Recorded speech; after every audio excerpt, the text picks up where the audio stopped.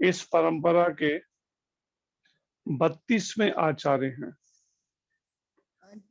और इन श्रील प्रभुपाद जी के दिव्य गुरुदेव, जिनकी प्रेरणा से प्रभुपाद जी ने ये आंदोलन पूरे विश्व भर में लेकर गए, हरे कृष्ण आंदोलन को। उनसे पहले उनके गुरु महाराज ने प्रभुपाद जी के, जिनका पूरा दिव्य नाम है ओम विष्णुपाद परमहंस परिवराजकाचार्य अष्टोत्तर शत श्री श्रीमद श्रीला भक्ति सिद्धांत सरस्वती गोस्वामी महाराज प्रभुपाद। परिवराजकाचार्य, परिवराजक उनके साथ ये लगाया जाता है जो सन्यासी हैं, जो केवल भ्रमण करते हुए अपना जीवन प्रचार के लिए इस कृष्ण भक्ति के प्रचार में समर्पित कर देते हैं और सन्यास में होते हैं, तो उनके लिए परिवराजक प्रयोग होता है। तो उन शिला भक्ति सिद्धांत महाराज जी का आज के दिन तिरोभाव दिवस है। शिला भक्ति सिद्धांत महाराज आज के दिन भगवान की नित्य लीला में उन्होंने प्रवेश किया। जो अंग्रेजों के समय में इनके पिताजी शिला भक्ति सिद्धांत महाराज जी के जो पिता हैं शिला सच्चिदानंद भक्ति विनोद ठाकुर, अंग्रेजों के समय के मजिस्ट्रेट थे, जज थे। आप विचार करके देखिए, जो अंग्रेज लोग इतनी बड़ी पदवी हिंदुओं को या भारतीयों के प्रति उनका कोई सम्मान का भाव नहीं था, लेकिन इतनी तीक्ष्ण बुद्धि थी इनकी कि परिणाम में उनको इनके जज की पोस्ट दी, और केवल जज की पोस्ट ही नहीं दी, इनके घर के दरवाजे पे ट्रेन इन्हें उतारती थी। आज भी वो रेलवे लाइन बिछी हुई है अंग्रेजों के टाइम की, इनके घर के दरवाजे से मुश्किल से 4-5 फीट की दूरी पर।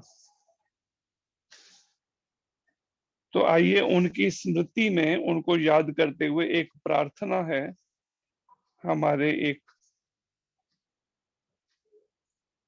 वैष्णव आचार्य श्रीला नरोत्तम दास ठाकुर जी के द्वारा। ऐसे भगवान के जो भक्त हैं, उनके विरह में, उनके वियोग में, कि भक्तों की संगति से ही हम भक्ति मार्ग में, आध्यात्मिक जीवन में उन्नति कर सकते हैं। और वो ऐसे महान भक्त की संगति जो अब वो धाम में चले गए, तो उनकी स्मृति में नरोत्तम दास ठाकुर ऐसे वैष्णवों की स्मृति में ये प्रार्थना उनके द्वारा संकलित की गई है। सभी कोशिश कीजिएगा पीछे दोहराने की। जे अनिलो प्रेमाधाना करुणा प्रचुर,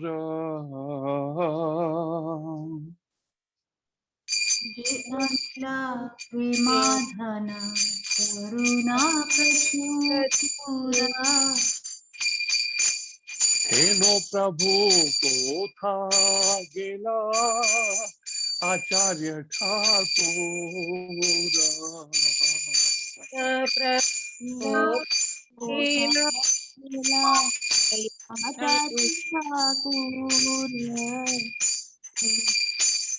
कहा मोरा स्वरूप रूपा, कहा सनातना, कहाँ मोरा स्वरूप सनातन, कहा दास रघुनाथ पतित पावन, कहाँ दास रघुनाथ पतित पावन, कहा मोरा भक्त जोग, कहाँ कविराज मोरा भट्ट युग कहाँ कविराज एक काले को था गेला गोरा नटराज एक काले को था गेला गोरा नटराज पाषाणे कुटी अनले पशिबो आषाढे कुटी गो माथा अनले पशिबो गौरांगा गुणेर निधि कोथा गेले पाबो गौरांग गुरेरा निधि कोथा गेले पाबो हे सब संगीर संगे जे कोई लो बिलास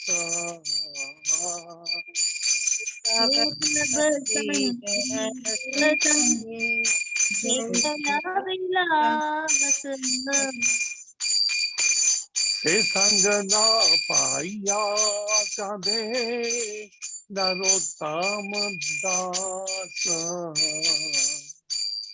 संग न पाइया कांदे नरोत्तम दास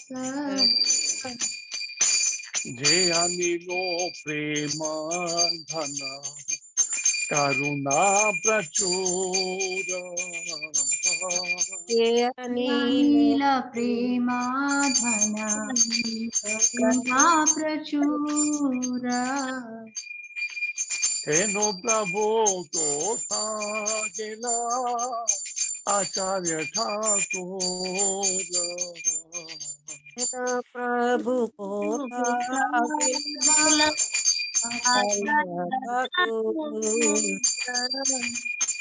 जय आचार्य ठाकुर जय आचार्य ठाकुर जय आचार्य ठाकुर आचार्य ठाकुर जय भक्ति सिद्धांत सरस्वती जय भक्ति सिद्धांत सरस्वती जय भक्ति सिद्धांत सरस्वती जय भक्ति सिद्धांत सरस्वती जय सरस्वती ठाकुर जय सरस्वती ठाकुर जय सरस्वती ठाकुर जय सरस्वती सरस्वती ठाकुर जय वैष्णव ठाकुर जय वैष्णव ठाकुर जय वैष्णव वैष्णव ठाकुर जय वैष्णव ठाकुर जय जय प्रभुपाद प्रभुपाद प्रभुपाद प्रभुपाद जय जय जय जय प्रभुपाद प्रभुपाद प्रभुपाद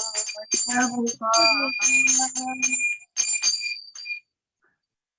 इस प्रार्थना का अनुवाद है। ये प्रार्थना जिन्होंने लिखी है श्रीला नरोत्तम दास ठाकुर। ये एक राजा के पुत्र थे, राजकुमार थे,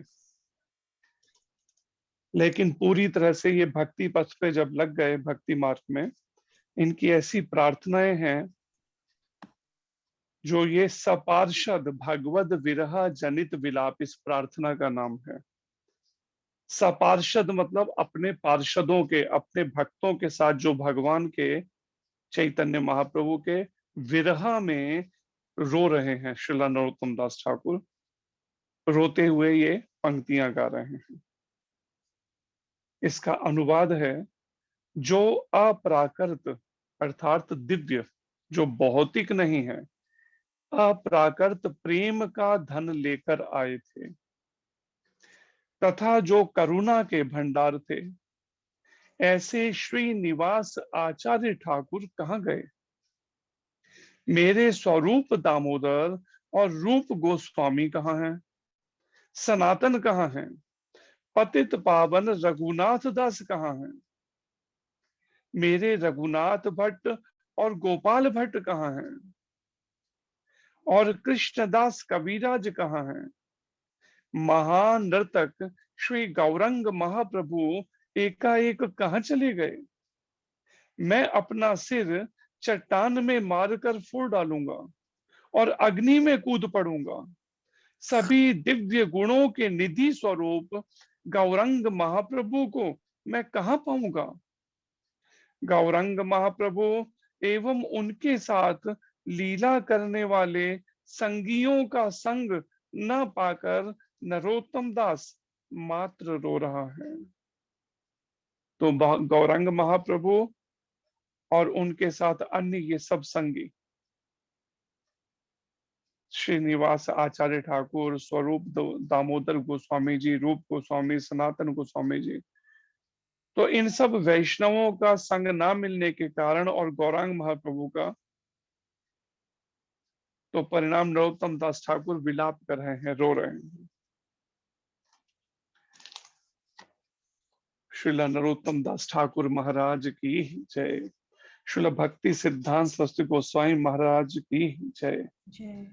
तो आइए उनकी जीवनी से श्रीला भक्ति सिद्धांत सरस्वती ठाकुर, ठाकुर जो है ये भगवान को कहा जाता है, तो भगवान के ही समान भगवान के शुद्ध भक्त पूजनीय होते हैं, सम्माननीय।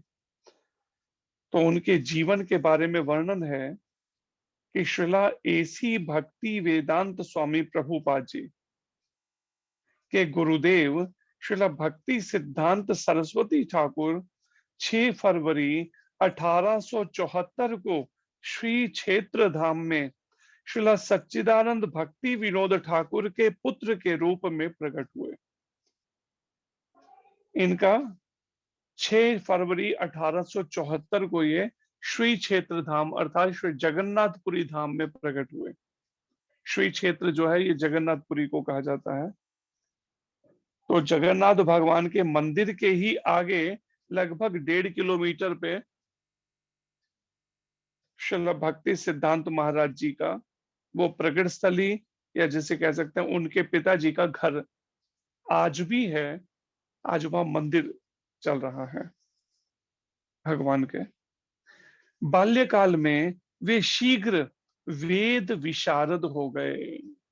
जो वेदों में शिक्षाएं हैं, वेद उनमें बड़े ही पारंगत हो गए। बाल्यकाल बचपन में ही उन्होंने भगवद गीता कंठस्थ कर ली, बचपन में ही गीता कंठस्थ कर ली और अपने पिताश्री की दार्शनिक कृतियों का आस्वादन किया। और उनके पिताजी ने अंग्रेजों के समय में जज होते हुए भी भगवद गीता पर, श्रीमद् भागवतम पर, चैतन्य भागवत पे, चैतन्य चैतामृत पे जो अनुवाद लिखे, तो उनका इन्होंने अध्ययन किया, आस्वादन किया अपने पिताजी के द्वारा लिखे गए उन दिव्य ग्रंथों का। अपने सुविस्तृत ज्ञान के कारण वे जीवंत ज्ञान कोश के नाम से विख्यात हो गए। तो ऐसा उनको जो दिव्य ज्ञान था वैदिक शास्त्रों का, इस कारण से लोग उनको किस नाम से विख्यात हो गए, जानने लगे, जीवंत ज्ञान कोश, जो लाइव चलते फिरते ही पूरे ज्ञान का एक भंडार है। सब कुछ उनको कंठस्थ, मतलब वाणी से, वेदों का भी, पुराणों का भी, इसका सब कंठस्थ। उन्होंने जातिवाद तथा गौड़ीय वैष्णववाद से दार्शनिक विचलन के विरुद्ध प्रत्यकारी प्रचार किया। अपने समय में श्रील भक्ति सिद्धांत महाराज जी ने, जो बहुत जातिवाद फैल गया था, हम ब्राह्मण हैं, हम क्षत्रिय हैं, और बाकियों को मतलब उनका तिरस्कार करना, तो ये अहंकार है खासकर ब्राह्मण जाति में। और गौड़ीय वैष्णववाद में जो हमारा ये है, गौड़ीय, गौड़ देश कहते हैं बंगाल को और कुछ उड़ीसा के भी भाग को। तो ये गौड़ देश जो गौड़ीय, वहां पे जो भक्त हुए उनको गौड़ीय वैष्णव कहते हैं। तो गौड़ीय वैष्णवों में भी कोई अगर शास्त्रों के बारे में थोड़ा सा भी अगर कोई विचलन था, विचलित हो, अर्थात शास्त्रों की बातों को ना मान के अपने मनगढ़ंत अर्थ निकालने शास्त्रों के, और उसके अनुसार जीवन जीना या चलना गौड़ीय वैष्णवों ने अगर, तो उस भटकाव को भी और जातिवाद दोनों के खिलाफ इन्होंने विरुद्ध बड़े प्रत्यकारी मतलब बड़े स्ट्रांगली प्रचार किया। उन्होंने चारों वैष्णव संप्रदाय, जो चार प्रमाणित वैष्णव संप्रदाय है जिनका वर्णन 5000 साल लगभग पहले पद्म पुराण में भगवान वेदव्यास जी ने किया है, जो भगवान से सतयुग से आज तक चल रही हैं, उनमें जो हमारी ये श्री ब्रह्म संप्रदाय है, दूसरी श्री कुमार संप्रदाय है जो ब्रह्मा जी के चार मानस पुत्रों से चल रही है, सनक सनंदन सनातन सनत कुमार जी से, तीसरी श्री संप्रदाय और चौथी रुद्र संप्रदाय। इन चारों संप्रदाय में जो उपदेश दिए गए उनको आपस में मिलाकर इन्होंने ये प्रकाशित करते हुए प्रयास किया कि चारों संप्रदाय एक ही बात को कह रहे हैं, अलग अलग कोई उनकी विचारधाराएं नहीं है, आपस में उनके उपदेश एक तरह से एकत्व एक ही हैं। वैष्णव सिद्धांत पर अपने निर्भीक व सशक्त प्रवचन के कारण उन्हें सिंह गुरु नाम अर्जित किया। और जो वैष्णव सिद्धांत है, वैष्णवों के लिए जिस तरह का आचरण जीवन जीना चाहिए वैष्णवों को, भगवान के भक्तों को, उसके प्रति बड़े निडर होकर और बड़े सशक्त शक्ति बल के साथ इन्होंने अपने प्रवचनों के कारण ऐसे प्रवचन करते थे कि इनको सिंह गुरु इनको नाम अर्जित किए, लॉइन गुरु कहा जाता था इनको उस समय में। तो सिंह गुरु का सामना होने से बचने के लिए मायावादी उस गली को पार कर निकल जाते। अगर उन मायावादी जो भगवान के रूप को निराकार मानते हैं या जो नास्तिक जैसे भाव लोग हैं, या फिर जो ये मानते हैं नहीं भगवान कृष्ण की भी मृत्यु हुई, उनका भी शरीर नश्वर था, ऐसी मानसिकताओं के जो लोग हैं, अगर कहीं से श्रील भक्ति सिद्धांत महाराज जी को आते हुए देख लेते अपने रास्ते पे, तो वो गली छोड़कर भाग जाते थे, क्योंकि ये लाठी लेके 10-10 की धुनाई भगाते थे उनको। ऐसे दोस्त जो भगवान कृष्ण के प्रति अपराधी हैं, जिसको चैतन्य महाप्रभु कहते थे मायावादी कृष्णेर अपराधी। ये मायावादी जो हैं, जो भगवान के कृष्ण के शरीर को भी माया का बना हुआ मानते हैं, नश्वर मानते हैं, ये भगवान कृष्ण के प्रति अपराधी हैं, या कृष्ण को जो भगवान नहीं मानते, तो इनको देखते ही वो रास्ता छोड़ देते थे। एक साहसी प्रचारक होने के साथ साथ वे समस्त दिव्य गुणों से विभूषित थे। केवल साहसी प्रचारक ही नहीं थे, साथ में समस्त दिव्य गुण थे उनके अंदर, तथा भगवत प्रेम से परिपूर्ण थे। भगवान के प्रति प्रेम जो है उससे उनका हृदय परिपूर्ण था। उन्होंने भारत में 64 गौड़ीय मठ मंदिर स्थापित किए, 64 मठ स्थापित किए गौड़ीय मठ पूरे भारत भर के अंदर। इन्होंने इस भगवान राधा कृष्ण की भक्ति के प्रचार के केंद्र, चैतन्य महाप्रभु की भक्ति के प्रचार के केंद्र, और केवल भारत में ही नहीं, उसके अलावा बर्मा में, इंग्लैंड में और जर्मनी में भी केंद्र स्थापित किए इन्होंने। श्रीला सरस्वती ठाकुर ने, कितनी तीक्ष्ण बुद्धि होगी इनकी, इससे अंदाजा लगाइए कि जब इनको कोई अंग्रेजी में अनुवाद करना था अगर,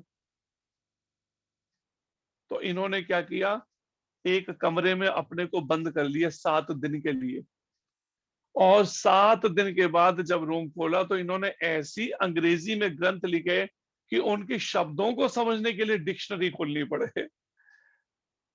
7 दिन में ही अंग्रेजी भाषा को कर लिया हमें पूरी तरह से, उस पर पकड़ बना ली, और फिर विदेशों में जैसे उन्होंने प्रचार किया। श्रील भक्ति सिद्धांत सरस्वती ठाकुर ने नवदीप के धन लौलुप गोस्वामी वर्ग के प्रचंड प्रतिरोध के होते हुए भी श्रीधाम मायापुर में योग पीठ पर अपने गौरवशाली पिता द्वारा प्रकाशित श्री चैतन्य की प्रकट स्थली को विकसित किया। तो उस समय में जो गोस्वामी, ब्राह्मणों के अंदर जो गोस्वामी होते हैं, ऐसा वर्ग धन के लालच में उन्होंने क्या किया, अपना कि चैतन्य महाप्रभु की प्रकट स्थली मनगढ़ंत कहीं और ही बताने लगे। जबकि श्रीला भक्ति सिद्धांत महाराज जी के पिताजी ने जो है, उनको दिव्य दर्शन हुए, तो उन्होंने बताया था लीला स्थली दूसरी जगह पर है, अब इस बात पर काफी प्रतिरोध होने लगा, पर इन्होंने क्या किया, इन्होंने फिर भी जो गौरवशाली उनके पिता है उनके द्वारा जो बताई गई प्रकट स्थली थी चैतन्य महाप्रभु की, उसी को विकसित किया योग पीठ के नाम से। श्रीधाम मायापुर में वो स्थान, वो प्रकट स्थली है। उन्होंने वहां पर एक मनोरम मंदिर बनवाया जो आज भी है, लगभग 500 साल से पहले का। तो उन्होंने वहां मंदिर बनवाया एक मनोरम, लगभग 200 साल पहले, चैतन्य महाप्रभु की प्रकट स्थली योग पीठ पर। मद्रास, कलकत्ता और कृष्णा नगर में स्थित उनके 3 बृहद मृदंग या मुद्रण गृह श्री गौरंग महाप्रभु के संदेश का प्रचार प्रसार करने हेतु अगण्य पुस्तकों, पत्रिकाओं एवं समाचार पत्रों का प्रकाशन करते थे, और 3 जगह प्रिंटिंग प्रेस भी लगाई इन दिव्य ग्रंथों को छापने के लिए। मद्रास में, कलकत्ता में और कृष्णा नगर वेस्ट बंगाल में 3 जगह छपाई के केंद्र भी इन्होंने, जैसे बृहद मृदंग कहा जाता है नाम से जाने जाते, जहां से श्री गौरंग महाप्रभु का जो संदेश है उसका प्रचार प्रसार हो, वहां पुस्तकें, पत्रिकाएं और समाचार पत्र प्रकाशन करते थे श्रील भक्ति सिद्धांत महाराज जी। तो ऐसे में उनसे किसी ने प्रश्न किया कि नदिया प्रकाश के नाम से जो वो दैनिक प्रतिदिन एक समाचार पत्र निकालते थे, रोज भगवान के बारे में नई नई खबरों से, आध्यात्मिक खबरों से भगवान के धाम की, तो किसी ने पूछा भाई आप रोज प्रतिदिन क्यों निकालते हैं, प्रतिदिन क्यों करते हैं? तब श्रीला सरस्वती ठाकुर का उत्तर था, यदि एक नगण्य नगर 5 दैनिक समाचार पत्र निकाल सकता है, तो उन्होंने कहा एक छोटा सा कोई नगर है तो वहां पे अगर 5-5 न्यूज़पेपर छपते हैं, अखबार छपते हैं संसारिक खबरों के, तो हम पूर्ण पुरुषोत्तम भगवान की के असीम दिव्य धाम गोलोक वृंदावन में उनकी अविरत नित्य नूतन दिव्य गतिविधियों के विषय में प्रति क्षण एक समाचार पर पत्र प्रकाशित क्यों नहीं कर सकते? तो उन्होंने उत्तर में कहा कि प्रतिदिन तो छोड़िए, हम तो प्रति क्षण उसको प्रकाशित कर सकते हैं। इतनी खबरें हैं भगवान के धाम में, जो नित्य नई नई लीलाएं चल रही हैं भगवान के धाम में। इससे हम समझ सकते हैं कि श्रीला भक्ति सिद्धांत महाराज जी के आध्यात्मिक जीवन कैसा होगा। ये बात बताती है कि वो पहले से ही नित्य मुक्त आत्मा थे, कोई हमारी तरह नित्यबद्ध नहीं थे। भगवान धरती पे रहते हुए हमारी तरह जीवन जीते, तो भगवान के धाम की सारी लीलाओं की जानकारी उनको, जो जो नित्य चल रही है वहां पर, नित्य लीला का जिसे कह सकते हैं दर्शन होना, सफूर्ति होना। अपने पिताश्री की रचनाओं के अतिरिक्त उन्होंने अनेक प्रमाणिक शास्त्र भी प्रकाशित किए। पिताजी की तो रचनाओं को प्रकाशित किया ही, जो पिताजी ने लिखी थी श्रीला सच्चिदानंद भक्ति विनोद ठाकुर जी ने, लेकिन इन्होंने खुद भी अनुवाद किए भक्ति श्रीमद् भगवत गीता, श्रीमद् भागवतम, चैतन्य भागवत, चैतन्य मंगल, प्रेम भक्ति चंद्रिका एवं उनका प्रिय ग्रंथ श्री चैतन्य चरितामृत। इन ग्रंथों का भी उन्होंने वहां छपाई, मुद्रण किया प्रिंटिंग प्रेस में। उन्होंने भविष्यवाणी की कि श्रीला कृष्णदास कविराज द्वारा चैतन्य चरितामृत में संचित सुधा का रस लेने हेतु विदेशी बंगाली सीखेंगे। और ये उस समय में उन्होंने भविष्यवाणी की थी श्रीला भक्ति सिद्धांत महाराज जी ने, कि श्रीला कृष्णदास कविराज जी ने जो चैतन्य महाप्रभु के जीवन पर चैतन्य चरितामृत लिखी है, उस रस का, उस अमृत का पान करने के लिए अंग्रेज लोग, विदेशी लोग भी बंगाली सीखेंगे। और कई अंग्रेजों ने फिर बंगाली सीखी चैतन्य महाप्रभु की लीलाओं में। अभी भी कुछ ऐसे सन्यासी हैं प्रभुपाद जी के शिष्य जो अंग्रेज हैं, लेकिन बिल्कुल बंगाली ऐसे बोलते हैं जैसे बंगाल के ही रहने वाले हों, बंगाली सीखी। प्रचार कार्य को व्यापक बनाने हेतु उन्होंने नव परिवर्तन किए। कि पहले प्रचार कार्य कैसा होता था, सन्यासी जो है पैदल ही चलता था, कोई हवाई जहाज पर, कोई सिला हुआ कपड़ा नहीं पहनता था, कोई ट्रेन में नहीं बैठना, पैदल केवल करके प्रचार करना। लेकिन प्रचार को और अधिक बढ़ाने के लिए, भगवान कृष्ण की भक्ति का प्रचार के लिए श्रील भक्ति सिद्धांत महाराज ने शुरुआत करी किसकी? नव परिवर्तन, उसमें परिवर्तन लाए कि सन्यासी भी प्रचार के लिए इनका प्रयोग कर सकता है, कारों का, हवाई जहाजों का और सिले हुए कपड़े में। उस समय बड़ा इनका वो हुआ, इस बात के लिए प्रतिकार विरोध हुआ, लेकिन उन्होंने किसी की परवाह नहीं की। भारत भर में उन्होंने श्री कृष्ण एवं श्री चैतन्य महाप्रभु की लीलाओं को दर्शाती प्रतिमाओं, विग्रहों जिसे होना चाहिए या विग्रहों तथा अन्य धार्मिक प्रदर्शनियों का निशुल्क आयोजन किया। जगह जगह प्रदर्शनियां लगानी जहां पे चैतन्य महाप्रभु की लीलाओं का प्रचार जिससे हो सके, ऐसी प्रदर्शनियां। अत्य आधुनिक शिल्प विज्ञान प्रयोग में लाते हुए उन्होंने चलायमान कठपुतलियों का भी प्रदर्शन करवाया। जहां जहां चैतन्य महाप्रभु के चरण पड़े थे, वहां वहां उनकी स्मृति स्वरूप उन्होंने संगमरमर पर अंकित भगवान के चरण कमलों के चिन्ह स्थापित किए। चैतन्य महाप्रभु ने जब पूरे भारत भर में 500 साल पहले जहां जहां प्रचार किया था, जाकर पूरे भारत भर में उन स्थानों पर इन्होंने चैतन्य महाप्रभु की याद में चैतन्य महाप्रभु के चरण कमलों के चिन्ह स्थापित किए। वृंदावन में भी है एक मंदिर है इमली तला के नाम से, वहां पर 5000 साल पहले का इमली का वृक्ष है आज भी, और चैतन्य महाप्रभु वहां पर बैठे भी थे, उनके चरण चिन्ह वहां भी हैं इमली तला में भी। तो वो वृक्ष जो है आज भी वहां पर है, और वहां राधा रानी और उनके साथ भगवान कृष्ण की एक लीला भी हुई थी, वो वहां उस इमली के वृक्ष के पास। रीति विरुद्ध जाते हुए उन्होंने अपने सन्यासियों को सिले हुए कुर्ते तथा ओवरकोट पहनने की तथा कार एवं मोटर बोट में सवार होने की आज्ञा दी, और उन्हें महाप्रभु का संदेश समुद्र पार यूरोप तक पहुंचाने को कहा अपने शिष्यों को। लेकिन उसमें सफलता मिल पाई श्रील प्रभुपाद जी को। श्रील भक्ति सिद्धांत सरस्वती ठाकुर के क्रांतिकारी प्रचार विचार रसाचार्य श्रील रूप गोस्वामी द्वारा प्रकाशित युक्त वैराग्य के शास्त्रीय सिद्धांत से उभर कर आए। और श्रील भक्ति सिद्धांत महाराज ने जो प्रचार किया किस आधार पे किया? चैतन्य महाप्रभु के जो प्रमुख अनुयायी थे, शिष्य थे, श्रील रूप गोस्वामी जी द्वारा प्रकाशित जो ग्रंथ थे उनके आधार पे, जिनमें क्या बताया गया? युक्त वैराग्य। युक्त वैराग्य का मतलब है कि जरूरी नहीं कि आप जंगलों में जाके रहें या गुफाओं में रहें, आप जहां भी हैं, जिन भी परिस्थितियों में हैं, उनके बीच में ही रहते हुए अपने सारे कार्य कृष्ण भगवान की प्रसन्नता के लिए करना। भगवान कृष्ण की सेवा में हर वस्तु का प्रयोग किया जा सकता है। इस तरह से उन्होंने ये युक्त वैराग्य के बारे में बताया।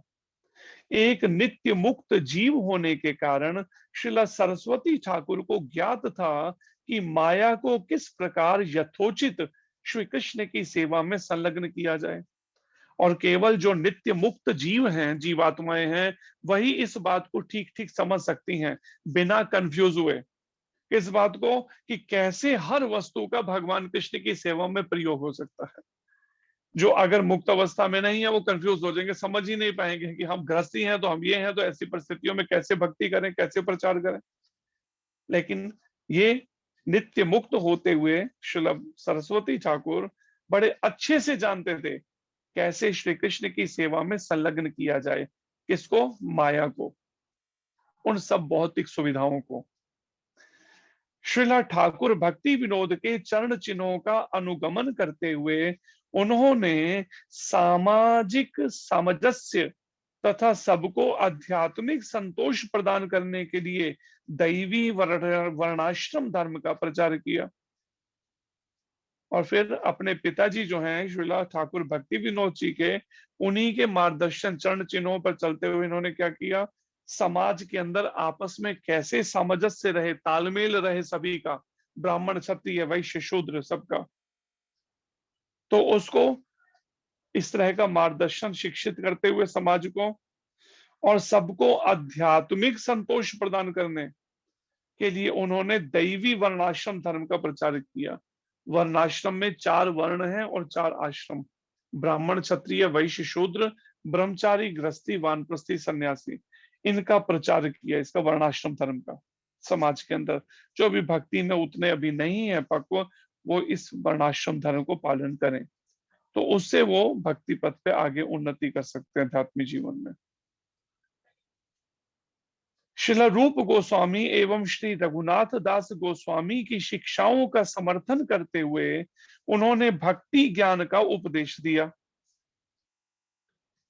तथा सहस्त्रों लोगों को आलोकित किया, हजारों लोगों को उपदेश दिया भक्ति ज्ञान का। भक्ति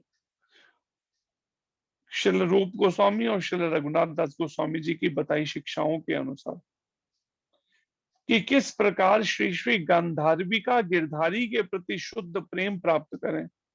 हजारों लोगों को इसका मार्गदर्शन आलोकित किया, उनको बताया कैसे श्री श्री गंधर्विका गिरधारी जो है भगवान राधा कृष्ण के विग्रहों का एक नाम, उनके प्रति शुद्ध प्रेम कैसे प्राप्त करें, ये मार्गदर्शन दिया। भारत में उनके प्रचार कार्य की चमत्कारिक सफलता के अतिरिक्त, भारत में तो इन्होंने 64 मठ स्थापित किए, लेकिन उसके अलावा भी श्रील भक्ति सिद्धांत सरस्वती ठाकुर का महानतम योगदान था उनके सर्वोपरि शिष्य श्रील एसी भक्ति वेदांत स्वामी प्रभुपाद।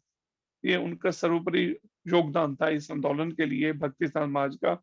ऐसे शिष्य को उन्होंने चुना प्रभुपाद जी को, जिन्हें उन्होंने दीक्षा दी तथा विश्व भर में कृष्ण भावनामृत का वितरण करने हेतु प्रेरित किया। प्रभुपाद जी को पहली ही मीटिंग में इन्होंने कहा कि आप अच्छी अंग्रेजी बोल लेते हो, आपको चाहिए अंग्रेजी भाषी जगत में जाकर, वेस्टर्न कंट्रीज में जाकर प्रचार करो इसका, भगवत गीता का, सनातन धर्म का।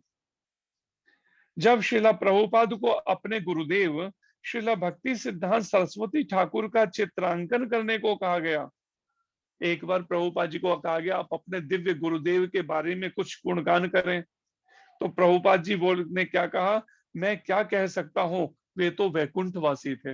ये प्रभुपाद जी ने उत्तर दिया इसका कि मैं इनके बारे में क्या, वैकुंठवासी वो तो थे, क्या मैं बोलूं उनके बारे में, क्या कह सकता हूं। और गोलोक वृंदावन में भगवान की जो नित्य धाम है, वहां पर राधा गोविंद भगवान की नित्य लीला में श्रीला सरस्वती ठाकुर नयनमणि मंजरी के रूप में सेवारत हैं।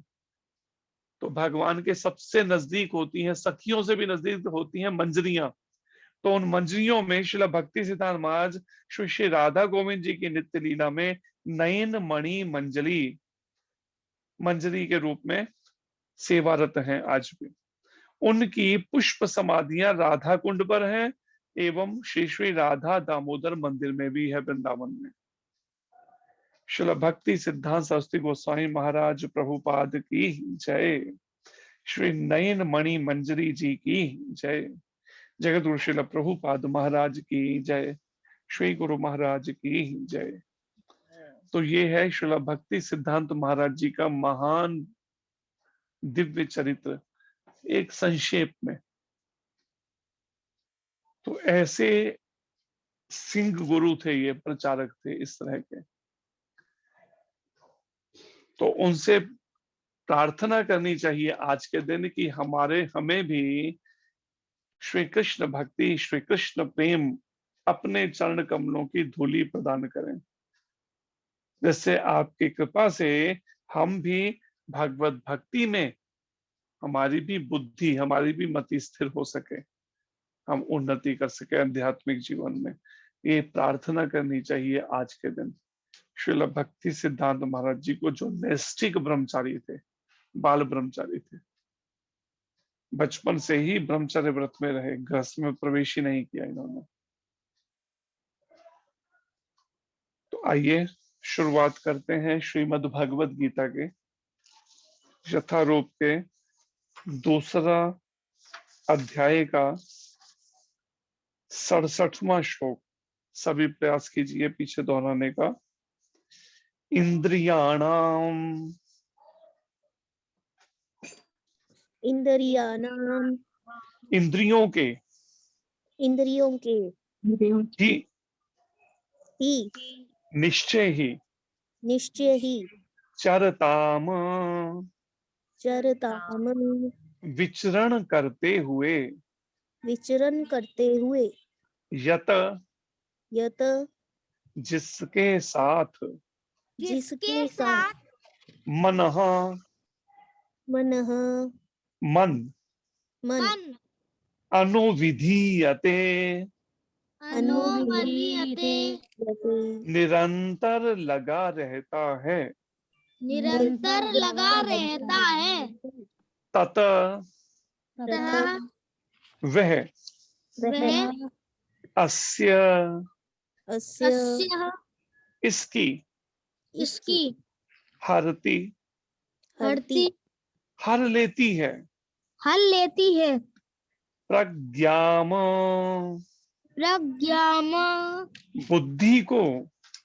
बुद्धि को, वायु वायु वायु वायु नावम नावम नाव को, नाव को, इव जैसे, जैसे अम्भसी अम्बसी जल में, जल में, सभी पीछे दोहराने का प्रयास कीजिए। इंद्रियाणाम ही चरताम, इंद्रियाणां हि चरताम् यन्मनो अनुविधीयते, यन्मन्यते विधीयते, तदस्य हरति प्रज्ञाम, तस्य हरति प्रज्ञाम् वायुर्नावम इवम्भसि, वायुर्नावमिवाम्भसि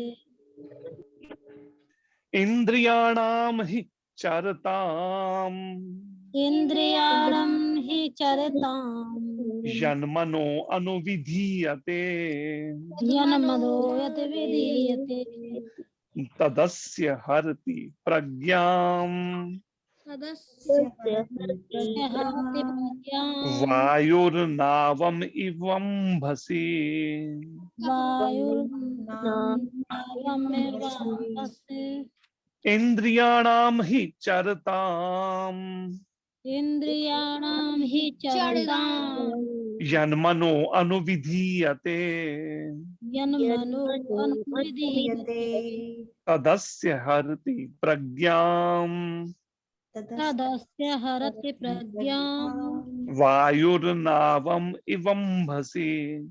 वायुर्नावमिवाम्भसि। आज के दिन पूरे विश्व भर में ये भक्त जो हैं दोपहर 12 बजे तक व्रत रखते हैं। प्रभुपाद जी के जो ये दिव्य गुरुदेव हैं, जिन्होंने सनातन धर्म का पूरे भारत में और बाहर विदेशों में भी प्रचार शुरू किया, इन्होंने तो 12 बजे तक हमारा व्रत रहता है, उसके बाद अन्न लेते हैं, ये नियम रहता है ऐसे महान आचार्यों के कृपा लेने के लिए। पढ़िए आप में से ये श्लोक, 2nd चैप्टर का 67वां वर्ष, 67वां श्लोक। हरे कृष्णा प्रभु जी। हरे कृष्ण जी। इंद्रियाणां हि चरतां यन्मनो अनुविधीयते, तदस्य हरति प्रज्ञां वायुर्नावम् इवाम्भसि। हरे ठीक, कृष्ण। हरे कृष्ण। हरे कृष्णा प्रभु जी। हरे कृष्ण जी। इंद्रियाणां हि चरितां जन्मनो अनुविद्यते, तदस्य हरति प्रज्ञां वायुर्नावमिवाम्भसि। प्रज्ञां वायुर्नावम इवम्भसि, इवम्भसि, बम्भसि इवम्भसि, इवम्भसि, इम्बम्भसि। हाँ, इवम्भसि। पढ़िए और जी। बाजुर्नाव इमम्बसि। हरे और कृष्ण। कोई भक्त? हरे कृष्ण। हरे कृष्ण। इंद्रियाणां हि चरतां यन्मनो अनुविधीयते, तदस्य हरति प्रज्ञां वायुर्नाव पिमाम्बसी। ठीक। और कोई भक्त? हरे कृष्णा प्रभु जी। हरे कृष्ण जी। इंद्रियाणाम हि चरतां यन्मनो अनुविधीयते तदस्य हरत प्रज्ञां वायुर्नावं बिभसे। और कोई भक्त पढ़ना चाहता है? हरे कृष्णा प्रभु जी। हरे कृष्ण जी। इंद्रियाणां हि चरितां यन्मनो अनुविधीयते तदस्य हरति प्रज्ञां वायुर्नावम् इवाम्भसि। हरे कृष्ण। ठीक।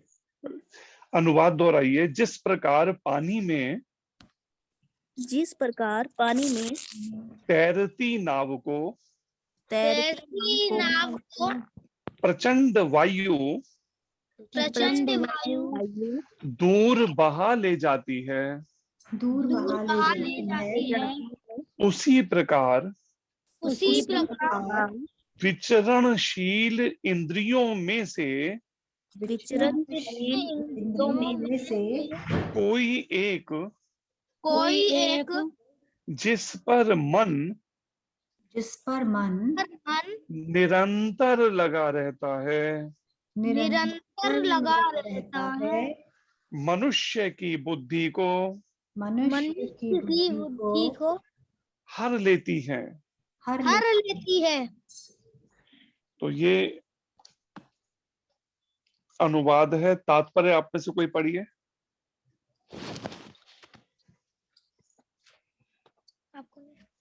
जल्दी। हरे कृष्ण। हरे कृष्ण जी। यदि समस्त इंद्रियां भगवान की सेवा में न लगी रहें और यदि इनमें से एक है तो वह भक्त को दिव्य प्रगति पथ से विमुख कर सकती है। जैसे महाराज अम्बरीश के जीवन में बताया गया समस्त इंद्रियों को कृष्ण भावनामृत लगाना चाहिए क्योंकि मन को वश में करने की यही सही है। हरे कृष्ण प्रभु जी। हरे कृष्ण। तो यहाँ पर जो वर्णन है मुख्य रूप से समझने वाली कुछ शिक्षा है भगवान कृष्ण के द्वारा दी जा रही। जो लोग जिनके जीवन में बार बार आध्यात्मिक उन्नति में रुकावट आ रहे हैं या जो ठीक से आध्यात्मिक उन्नति नहीं कर पा रहे, उसका कारण क्या है यहाँ पर आज के इस श्लोक में बताया जा रहा है। बार बार साधना से पतन हो रहा है जिनका, बार बार इंद्रियों का संयम जिनका भंग हो रहा है, वो चाहते हैं चाहे नहीं चाहते हैं, बार बार पतन क्यों हो रहा है, बार बार साधना से गिर क्यों रहे हैं, आध्यात्मिक उन्नति क्यों नहीं हो पा रही भक्ति पथ के ऊपर, उसका मुख्य कारण आज के इस श्लोक में बताया गया है। भगवान कृष्ण उदाहरण दे रहे हैं। पहले कई बार हमें सीधी ना कहते हैं, बातें समझ नहीं आती, तो इसलिए भगवान कृष्ण भी एक उदाहरण देकर समझा रहे हैं जिससे हमें आसानी से बात समझ आ सके कि गलती हो क्या रही है जिस कारण से हमारी उन्नति नहीं हो पा रही। हम नाम जप भी कर रहे हैं, अगर नियमों का पालन भी करने का प्रयास कर रहे हैं, फिर भी उन्नति क्यों नहीं है भक्ति पथ पे।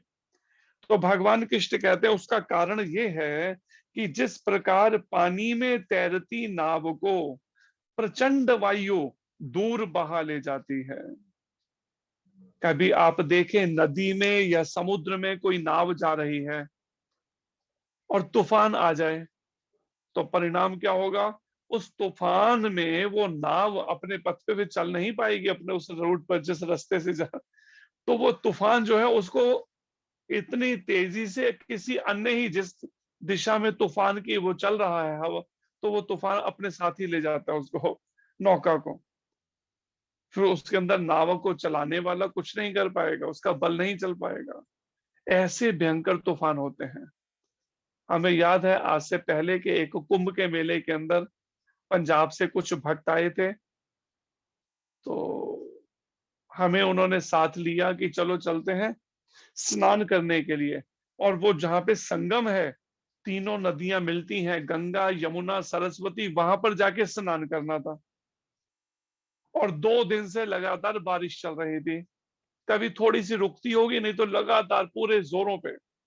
और कुंभ के मेले को कह लीजिए पूरी तरह से धो दिया उसने, पूरे सब टेंट शमियान सबके कई उखाड़ दिए, इतना तेज तूफान भी था साहब। अब हम वहां पर पहुंच गए, सभी वो सब भक्त थे, उनकी पत्नियां थी, परिवार थे। अब नाव करके, हमें नौका करके उसके बीच में जाना था, तीनों नदियों के मध्य में। तो हमने ऊपर देखा, ऊपर बड़े घने बादल आए हुए थे और हवा भी चल रही थी। तो हमने कहा कि बताइए कैसे करना है। कहते आप जो निर्णय करेंगे। मैंने कहा मेरे को तो यही लग रहा है कि अभी मौसम बिगड़ जाएगा थोड़ी देर में, तो नदी के बीच में जाना तीनों नदियों के ठीक नहीं होगा, खतरनाक हो सकता है। बाकी आप लोग जो देख, कहते नहीं आप कहते हैं तो ठीक है, अभी नहीं, फिर जाएं। जैसे ही हम अब वापस गाड़ी की तरफ मुड़े आने के लिए, तो परिणाम उसी समय तूफान और वो शुरू हो गई बारिश पूरे जोरों पे है। परिणाम अगर हम नौका में बैठ के चले जाते बीच में नाव के अंदर नदी के, तो संभव नहीं था कि हम आसानी से बाहर निकल पाते उससे। इतना तेज तूफान था कि नावों को ही पलट दे, इतना तेज आंधी तूफान चल रहा था बारिश के साथ। तो यहाँ पर भगवान कृष्ण भी कहते हैं, ऐसी ही प्रचंड वायु, बड़ी जोर से वायु चलती हुई, जैसे तैरती हुई नाव को दूर बहा ले जाती है हवा के साथ में, ठीक ऐसे ही विचरणशील इंद्रियों में से कोई एक, विचरणशील इंद्रियों का मतलब जिन इंद्रियां हमारी जो है ऐसे खुली छोड़ी हुई है, कहीं भी आंखें देखने लगी, कहीं भी कान कुछ भी सुनने लगते हैं, अब सुनाने लगते हैं कानों के माध्यम से, कुछ भी नाक को सूंघने का, जीभ को स्वाद देने का, त्वचा को कुछ भी छूने का, स्पर्श, जो मन कहे बस वही करने लग रहा। तो 5 यहाँ पे इंद्रियां शब्द का है, ये नहीं कहा केवल ज्ञान इंद्रियां, इसका मतलब है 10 इंद्रियां, 5 ज्ञान इंद्रियां, 5 कर्म इंद्रियां, वाणी, हाथ, पैर, मलमूत्र, द्वार, ये 5 कर्म इंद्रियां और 5 ज्ञान इंद्रियां। 10 इंद्रियों में से कोई भी एक इंद्रिय, भगवान कृष्ण कहते हैं, कोई एक इंद्रिय जिस पर मन निरंतर लगा रहता है। अब कोई व्यक्ति है जो बड़ा कामी है, जिसके मन में काम वासना ही भरी पड़ी है, लेकिन कोई व्यक्ति है जो बड़ा लोभी है, उसको लालच ही भरा पड़ा है, काम वासना उतनी नहीं सताती लेकिन उसे लालच सताता है, लोभी है बड़ा। ऐसे ही कोई व्यक्ति जिसका मोह ही है, उसे लालच का भी इतना नहीं, काम वासना, लेकिन उसको मोह प्रबल है उसका बड़ा भारी। तो इस तरह से किसी का मन जो है कहीं वासना में लगा हुआ है।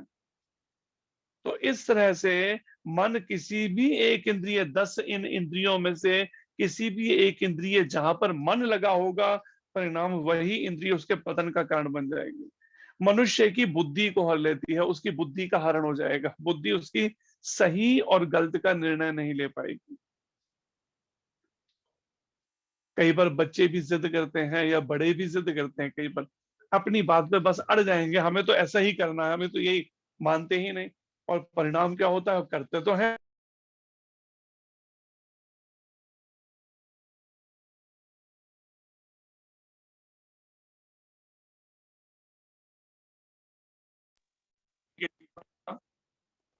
कि बचपन में एक दिन प्रभुपाद जी कहने लगे मुझे खेलने के लिए जाना है बाहर बच्चों के साथ। उनकी माता जी को प्रेरणा हुई भगवान की ओर से, उन्होंने कहा नहीं जाना खेलने के लिए, तुम घर में ही खेलो। ये जिद करने लगे। पिताजी उस समय घर पे थे नहीं, वो दुकान पर गए हुए थे। और परिणाम में जब ये जिद करने लगे तो माँ क्या कहे, अब नहीं मान रहे तो अनुमति दे दी और ये चले तो गए खेलने। लेकिन परिणाम क्या हुआ, हिंदू मुस्लिम दंगे हो गए, अंग्रेजों ने करवा दिए चालाकी से, क्योंकि देखा कि इनमें वो उनकी नीति यही थी, डिवाइड एंड रूल, फूट डालो और शासन करो, आपस में लोगों को लड़वा कर हजारों लोग, सैकड़ों लोग मरवा देते थे, ऐसे लाखों लोग, हजारों लोग। तो हिंदू मुस्लिमों के दंगे करवा दिए और प्रभुपाद जी उस दंगों में फंस गए। अभी थे प्रभुपाद जी लगभग 12 साल के उस समय उम्र थी। इनको पहले तो समझ ही नहीं आया, क्योंकि जीवन में कभी देखा ही नहीं था अभी तो कि ये दंगे किस तरह के होते हैं। जब तक ये समझ पाए तब तक तो दंगे फैल चुके थे, दुकानों में पकड़ पड़ के उनको जला रहे थे। और पिताजी तो किसी तरह से जल्दी से दुकान बंद करके भाग के घर पहुंच गए, लेकिन घर पहुंच के जैसे ही पूछा अभय कहाँ है, पता चला अभय तो खेलने गया हुआ है। अब तो माता पिता इतने चिंतित, क्या करें, कभी घर से बाहर निकल के देखें दरवाजे से, कभी इधर कि कहाँ आखिर चला गया का, और ये काफी दूर जाके, कुछ दूर जाके खेल रहे थे। लेकिन जब तक इनको समझ आई, ये भागे वहां से, लेकिन पीछे एक मुसलमान छुरा लेके पड़ गया, लंबा एक छुरा था उसके हाथ में, कटार जैसी, इनको मारने के लिए। बड़ी मुश्किल से उससे जान बचा पाए, कभी एक साइड पे छिप गए, फिर वो आगे निकला, फिर वापस आगे पीछे भागते हुए बड़ी तेजी से घर तक पहुंच गए। तो उनके ऊपर जो अभय चरण मूवी बनी, उसमें तो दिखाया कि माता तो इतनी दुखी हो गई थी, मतलब माता ने तो गुस्से ही एक थप्पड़ मुंह पे खींच के मार दिया। लेकिन जीवनी में नहीं लिखी है बात, लेकिन दिखाई है फिल्म में। तो परिणाम, जब हम मन मर्जी जिद करना, मन की इच्छा के अनुसार चल पड़ना, जो मन कहता है बस वो करना, तो परिणाम में कहीं ना कहीं हमें फिर जिद के कारण से खता खाने, कोई ना कोई हमें ठोकर पड़ती है जीवन में। इसलिए केवल इंद्रियों के वश होकर मन मर्जी या मन कर वो नहीं करनी चाहिए बात। तो मन निरंतर उसी में लग जाता है, उन्हीं विचरणशील इंद्रियों में, जिन इंद्रियों को हमने भगवान से हटकर केवल भोगों की तरफ खुला छोड़ रखा है। खाली है, चलो अच्छा थोड़ी देर बाहर चलते हैं, अच्छा बाहर लॉबी में खड़े होकर बाहर देखते कौन आ रहा है, कौन जा रहा है, कौन क्या कर रहा है, किसने कौन से रंग के कपड़े पहने हुए, क्या, बस ऐसे दिखा दिखा के मन को उसकी आंखों के माध्यम से भटकाते हैं। और फिर मन चल पड़ता है, फिर मन में धीरे धीरे इच्छाएं जागती हैं, मुझे भी नए कपड़े खरीदने, चाहे पैसे ना भी हो उससे, मुझे भी वैसे कपड़े चाहिए, मुझे भी वैसे ही घूमने को गाड़ी चाहिए, नई कार से। इस तरह से हम मन में इच्छाएं शुरू हो जाती हैं बस। तो यहाँ पर भगवान कृष्ण कहते हैं विचरणशील इंद्रियों में से कोई एक चाहे, और यहाँ तो कितनों के पीछे मन लगा हो, कभी आंखों से, कभी कानों से। भगवान तो भी बताया केवल एक पे भी लगा तो भी पतन हो सकता, मतलब वो भटक जाता है, मनुष्य की बुद्धि हर लेते, उसके वो फिर वो वासना, वो इच्छा जो है उसकी बुद्धि का हरण कर लेती है, मन की वो इच्छा जो इंद्रियों के माध्यम, चाहे आंखों के माध्यम, चाहे कान के, चाहे जीभ के, चाहे नाक के, चाहे त्वचा के, चाहे हाथ पैर या वाणी के, या किसी भी अन्य इंद्रिय के, काम वासना के कारण बुद्धि का हरण कर लेती है। उसे फिर समझ नहीं रहती कि सही क्या है, गलत क्या है। इस बात की समझ बुद्धि ही मारी जाती है फिर उसके, और परिणाम वो उस वासनापूर्ण कर्म में लग जाता है, और बाद में फिर पछताता है कि मैंने गलती कर दी या ऐसा कर दिया, लेकिन उस समय पागल हो जाता है।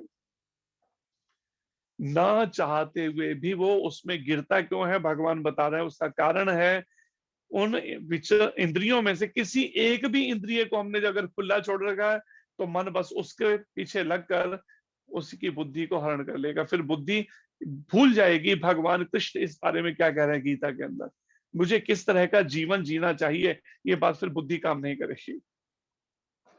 फिर प्रभुपाद जी यहाँ समझा रहे हैं, यदि समस्त इंद्रियां भगवान की सेवा में ना लगी रहे, अगर हमने समस्त इंद्रियों को, पांचों ज्ञान इंद्रियों को, पांचों कर्म इंद्रियों को अगर भगवान की सेवा में लगा के नहीं रखा, और यदि इनमें से एक भी अपनी तृप्ति में लगी रहती है, एक भी, यहाँ तो 10 इंद्रियों में से कितनों को खुला छोड़ा है, जरा विचार कीजिएगा सभी मिलकर।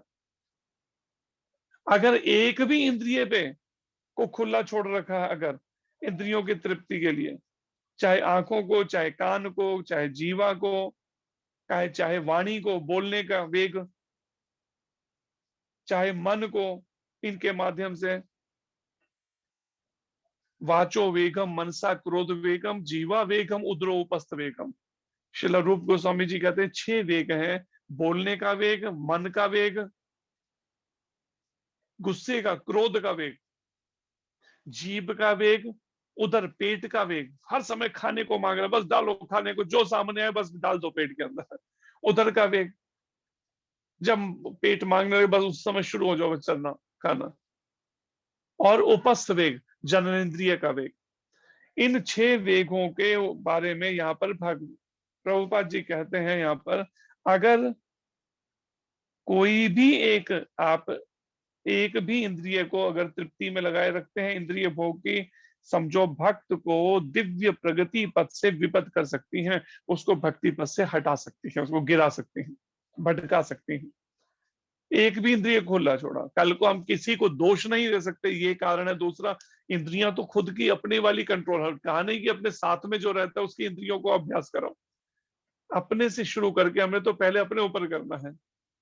इसलिए कहीं ना कहीं अगर हमारा पतन होगा, भटकाव आएगा हमारी साधना में, इसका मतलब है हमने किसी इंद्रिय को खुला छोड़ रखा है, जिससे अपराध हो रहे हैं या पाप हो रहे हैं या गलतियां हो रही हैं, जिस कारण से आध्यात्मिक उन्नति हमारी रुक रही है या हमारी साधना भक्ति से भटकाव आ रहा है। जैसा कि महाराज अम्बरीश के जीवन में बताया गया। अम्बरीश महाराज का जीवन कैसा है? पूरी धरती पर साम्राज्य देखते थे, पूरी धरती का महाराज अम्बरीश। लेकिन सारी धरती का साम्राज्य देखते हुए भी सोचिए, आज एक देश को नहीं चला पा रहे प्रधानमंत्री राष्ट्रपति, चलाना मुश्किल हो जाता है उनके लिए, अपने केवल एक देश को। और यहाँ पर महाराज अम्बरीश पूरे विश्व के सारे देशों के राजाओं को अपने मार्गदर्शन में चलाते थे। और उसके बाद भी अम्बरीश महाराज करते क्या थे? आंखों से भगवान कृष्ण का दर्शन, भगवान कृष्ण के विग्रह का दर्शन, कानों से भगवान का नाम संकीर्तन, भगवान की कथाएं सुनना, नाक से भगवान को अर्पण किए गए पुष्प और इत्र की सुगंध देना, जीभ से भगवान का केवल प्रसाद ही ग्रहण करना और कुछ नहीं, और केवल भगवान की कथाएं, भगवान की चर्चा ही बोलना, हाथ और पैरों से भगवान के मंदिर में जाकर सेवा करना, अपने हाथों से मंदिर में झाड़ू पोछा करना। सब अम्बरीश महाराज राजा होते, सारी धरती का राजा होते हुए सोचिए कितनी विनम्रता। और आज देखिए, जरा सा कुछ धन के आ जाए, बुद्धि फिर जाती है लोगों की। थोड़ा सा एक कोई नई गाड़ी ले लें तो बस सोचते हैं बस हम ही सबसे वो है, बड़े महान है। लेकिन महाराज अम्बरीश अपने हाथों से भगवान का श्रृंगार, अभिषेक, थोड़ा धन आ जाए, थोड़ी सुविधाएं मिल जाए, थोड़ा सा संसारिक कामों में व्यस्त हो जाए, बिजनेस, तो नौकरों को लगा देंगे, नौकरानी को कहें जरा भगवान को स्नान करा देना, जरा हमारे भी ठाकुर जी का, उनको स्नान करके जरा उनको भोग लगा देना, ये हालत। और अम्बरीश महाराज अपने ही हाथों से सारी सेवाएं करते थे, किसी नौकर की मदद नहीं लेनी, पकाना भी खुद ही है, बना भोग भी लगाना, राजा सारे विश्व का साम्राज्य भी देखना। सोचिए कैसे संभव हो जाता था पहले ऐसे भक्त राजाओं के लिए। और हम सोचते हैं जरा सा कोई पद मिल जाए, कहते नहीं नहीं बस अब तो नहीं हो सकते ये सब, हमारी व्यस्तता बहुत है, इतना बड़ा देश चलाना है ना हमने है। लेकिन वहीं पर ही अगर कोई भक्त है तो वो चलाते हैं। देखिए जिसका उदाहरण है मोदी जी और योगी जी भी जो है, वो भी अपने पदों पे हैं, लेकिन पदों पे होते हुए अपनी साधना को नहीं छोड़ रहे, आज तक छोड़ा उन्होंने, दोनों ने। ये उदाहरण है। जो लोग कहते हैं हाजी हम तो बड़े व्यस्त हैं, हमारे तो स्टडी है इतनी, हमारी स्कूल की कॉलेज की स्टडी है, हमारा जॉब है, हमारा बिजनेस है, इसलिए नाम जप का समय नहीं मिलता भक्ति करने का, सब फालतू के बहाने हैं, बदमाशी है मन की और कुछ भी नहीं है। अगर व्यस्तता हो तो मोदी जी और योगी जी को तो ज्यादा व्यस्तता, सबसे बड़ा पूरे देश के अंदर सबसे बड़ा स्टेट है यूपी, सबसे बड़ा स्टेट, आबादी के रूप में भी, जनसंख्या के रूप में भी और वैसे भी। लेकिन उसके बाद भी दोनों अपनी अपनी साधना में देखिए मेंटेन रखते हुए उसके साथ में चला रहे हैं अपने राज्य और अपने देश को। इसलिए मन की बदमाशी को देखना चाहिए, इसको सुधारना चाहिए।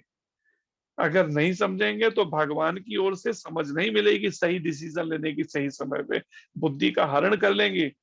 वो सब हमारे वासनाएं, हमारी इच्छाएं, हमारी कामनाएं, हमारी भोग की इच्छाएं, जहां भी हमारा मन लगा होगा विषय वासनाओं में। जैसे एक पॉलिटिकल लीडर था, तो वो लीडर ने शादी नहीं की, लेकिन बोलता क्या था, I am bachelor but I am not ब्रह्मचारी। मैं कुंवारा तो हूं लेकिन ब्रह्मचारी नहीं हूं। अगर शादी भी नहीं की लेकिन पर स्त्री संग भी नहीं छोड़ता था, ऐसा बदमाश था। आखिर में तड़प तड़प के मरा, बुरी हालत में, कई दिन तक बिस्तर पे ही पड़ा रहा, कोमा में पड़ा रहा, बड़ी दुर्गति से मरा। तो ये चीज को समझना है हमें, समझकर जीवन में उतारना होगा, तो आध्यात्मिक उन्नति होगी। इसमें खाली आप कहें हम माला भी जप करते रहेंगे और इंद्रियों का संयम भी नहीं करेंगे, उन्नति नहीं हो सकेगी, ये ध्यान रखिए। हाँ, कुछ लोगों को मूर्ख जरूर बना लेंगे। एक और ऐसा हुआ जिसके हजारों, अभी 2-4 दिन पहले ही किससे बात हो रही थी, तो उसके हजारों लाखों शिष्य हैं, लेकिन कैसा बदमाशी था, उसकी सोच कैसी थी। हमारे वेद कहते हैं संयम से समाधि, और वो उसका मन गलत प्रचार कैसे करता था, कहता था संभोग से समाधि के नाम से पुस्तक निकाल दी उसने, और हजारों लाखों लोग उसको पसंद करते। क्यों? क्योंकि उसने देखा लोग तो, संसार के लोग काम वासना में पड़े हुए हैं सबके सब। तो उसने क्या किया, इन लोगों की काम वासना वाली सोच को ही कैश करो, और परिणाम पूरे डायमंड की वो लगा के रखता था या पट्टी पहनता था डायमंड की। आखिर में एड्स जैसी बीमारी से मरा, बड़ी गंदी बीमारी से। क्यों? ये बीमारी उसी को होती है जो पर स्त्रियों का संग करते हैं और ये दुष्कर्म करते रहते हैं, तो ऐसी बीमारी से। तो अभी भी उनके जो है आश्रम के ऐसी बीमारियों से ग्रस्त। तो ये बातों को समझना है हमें, हमें भटकना नहीं है। अगर वास्तव में भगवत प्राप्ति करनी है तो हमें बड़े सावधानी पूर्वक इंद्रियों पे संयम बनाना पड़ेगा, क्योंकि ये 5 ज्ञानेंद्रियां, 5 कर्मेंद्रियां और इनके माध्यम से मन, ये 11 इंद्रियां ही जीव को पतन की ओर ले जाती हैं, और यही 11 इंद्रियां उसको उन्नति की ओर ले जाती है आध्यात्मिक जीवन में। अगर भगवान कृष्ण को केंद्र में रख के ये इंद्रियां भगवान की ओर हमने लगा रखा है, इन 11 इंद्रियों को, तो समझिए उसकी आध्यात्मिक उन्नति होती जाएगी। लेकिन भगवान की ओर तक लगाने का मतलब है 24 घंटे उसका अभ्यास कराना, मन वाणी कर्म से, सब तरह से, अपने कर्मों से भी, वाणी से भी, मन से भी। मन की सब इच्छाएं भी केवल कृष्ण के लिए। और अगर इन 11 इंद्रियों में से किसी भी एक इंद्रियों को, अगर 2, 4, 5 इंद्रियों को छोड़ा या 10 को, 11 को छोड़ा तो और बात, लेकिन एक भी इंद्रिय को अगर खुला छोड़ रखा है, अगर उस पर संयम नहीं कर रहे हम सीरियसली इस बात, तो परिणाम में उसका भी पतन निश्चय, उसका भी भटकाव हो सकता, प्रभुपाद जी कहते हो जाएगा। वो भी उन्नति नहीं कर पाए, विपत हो सकता है, वह भी गिर सकता है फिर, अगर अब इंद्रिय पे संयम नहीं करता। एक भी इंद्रिय को उसने तृप्ति पे लगा रखा है, इंद्रियों का भोग करने पे छूट दे रखी है। खाली बैठे चलो ऐसा करते टीवी चला लेते, अच्छा कोई सीरियल ही देखते चलो बैठ के, नहीं तो फिर ऐसा करते मोबाइल पे चलो फेसबुक ही देखते थोड़ी देर के लिए बैठे। तो इस तरह से अगर जो कर रहे हैं, समझो आध्यात्मिक उन्नति नहीं हो सकेगी। और आखिर में प्रभुपाद जी कहते हैं अम्बरीश महाराज के जीवन से शिक्षा लेनी चाहिए। श्रीमद् भागवतम में महाराज अम्बरीश की जीवनी है, उसको पढ़िए। उसमें देखिए क्या है, अम्बरीश महाराज किस तरह से अपनी इंद्रियों को भगवान की सेवा में लगा के रखते थे। तो आखिर में प्रभुपाद जी कहते हैं, बड़े ध्यान से सुनिए इस पंक्ति को, समस्त इंद्रियों को कृष्ण भावना अमृत में लगा रहना चाहिए। समस्त इंद्रियों को कहा है, 11 की 11 इंद्रियों को, 5 ज्ञान इंद्रियों को, 5 कर्म इंद्रियों को और 1 मन, 11 इंद्रियों को कृष्ण भावना अमृत, भगवान कृष्ण की भावना रूपी अमृत में, कृष्ण भक्ति में, कृष्ण भगवान की सेवा में लगा रहना चाहिए। क्यों लगाना चाहिए? क्योंकि मन को वश में करने की यही सही और सरल विधि है। सही भी है और सरल विधि भी है। प्रभुपाद जी कहते हैं मन को वश में करने की, और हम यही चाहते हैं ना, आध्यात्मिक उन्नति हो वो तभी होगी जब मन वश में होगा। और मन को वश में करने की सबसे सरल और सही विधि है जो ये अभ्यास है। इंद्रियों को कृष्ण भावना अमृत में लगा रहना चाहिए निरंतर 24 घंटे, जीवन के आखिरी श्वास तक इन इंद्रियों में को और मन को छूट नहीं देनी है।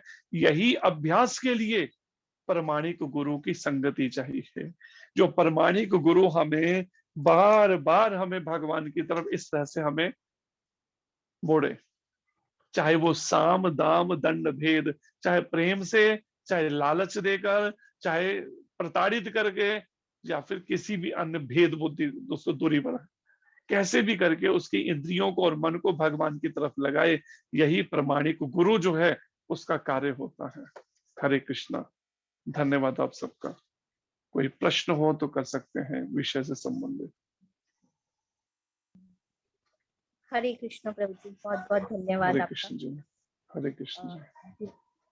जी प्रभु जी, जैसा कि आप सबको पता है कि अभी गीता मैराथन चल रहा है और हर कोई भगवान भगवद गीता को डिस्ट्रीब्यूट करके या बुक्स डिस्ट्रीब्यूट करके पुण्य के भागी बनने चाहते हैं। तो वैसे ही हमारे ग्रुप में से भी वंदिता माता जी ने एक बॉक्स यानी 32 भगवद गीता स्पॉन्सर की है। तो वंदिता माता जी के लिए बहुत बहुत हरि बोल। हरि बोल, हरि बोल। रेखा माता जी ने एक पूरा श्रीमद् भागवतम सेट स्पॉन्सर किया है, तो रेखा माता जी के लिए भी बहुत बहुत हरि बोल। हरि बोल। हरि बोल। और ज्योति माता जी ने भी एक बॉक्स भगवद गीता ली है, उनके लिए भी बहुत बहुत हरि बोल। हरि बोल। इसके अलावा रेणु माता जी, उषा माता जी, ममता माता जी, टीना माता जी, प्रियंका माता जी, उन सबने भी भगवद गीता के लिए अपना अपना योगदान दिया है। अगर किसी का नाम रह गया होगा तो मैं क्षमा मांगती हूँ। और हरे उन कृष्णा सबके लिए मधु बहुत माता जी। बहुत हरे कृष्णा मधु माता जी। हाँ जी, मधु माता जी के लिए भी हरि हरि बोल, बहुत बहुत हरि बोल। तो धन्यवाद आप सबका जो प्रभुपाद जी के ये दिव्य ग्रंथों को आप ले रहे हैं, और प्रयास कीजिए इसको पढ़ने का और अपने सर्कल में, संपर्क में जो है उन तक पहुंचाने का। चाहे वो अभी ना भी पढ़े, उनके के कोई बात नहीं, अपने घर में रखिए, मंदिर में, क्योंकि ये भगवत स्वरूप है। ये ग्रंथ भगवान के ही समान पूजनीय है। एक बार घर में ग्रंथ चला गया ना, तो देर से कभी ना कभी कोई ना कोई पढ़ेगा। या उन्हें कहिए एक एक पैराग्राफ करके पढ़ सके, नहीं पढ़ सके तो मंदिर में ही पूजा में रखें अभी शुरुआत। तो एक बार पहुंच जाएगा ग्रंथ, तो कभी देख वहां पर भी परिवर्तन, भक्ति उन घर में भी जागृत हो सकते हैं। ये ऐसे महान दिव्य ग्रंथ हैं प्रभुपाद जी के। हरे कृष्ण। हरे कृष्णा। प्रणाम प्रभु जी। जी हरे कृष्ण जी। हरे कृष्णा प्रभु जी। वांछा हरे कल्पतरुभ्यश्च कृपा सिन्धुभ्येव च पतितानां पावनेभ्यो श्री वैष्णवेभ्यो नमो नमः। अनंत कोटि वैष्णव वृंद की जय, गुरु महाराज की जय, संजय व्यास प्रभु जी की जय, जय गौर प्रेमानंदे। हरि हरि बोल। थैंक यू सो मच प्रभु जी। हरे कृष्णा। हरे कृष्ण। प्रणाम। हरे कृष्ण। हरे कृष्ण प्रभु जी, दंडवत प्रणाम प्रभु जी। हरे कृष्णा प्रभु जी, दंडवत प्रणाम। जी हरे कृष्ण। हरे कोशिश कीजिए कृष्णा कि प्रभु श्लोक जी। को दोबारा भी पढ़िएगा। ये श्लोक जो है आज का दूसरे अध्याय का 67वां श्लोक, इसमें जो समझाया गया है उस पर प्रैक्टिस, व्यवहारिक रूप में इसको कोशिश करनी है जीवन में लाने की। इंद्रियों पर और मन पे संयम का अभ्यास, जिसके लिए सबसे ज्यादा मददगार होगा ये निरंतर हरे कृष्ण मंत्र का जप। जब भी जीभ खाली है, हरे कृष्ण मंत्र का उच्चारण करते हुए गुरु गौरांग राधा कृष्ण से प्रार्थना करिए कि वो हमें शक्ति दे, जिससे हम इन इंद्रियों पे और मन पे संयम कर सकें। ये अभ्यास करना है आज के श्लोक। हरे कृष्ण। हरे हरे कृष्ण। हरे कृष्णा प्रभु जी। हरे कृष्ण जी।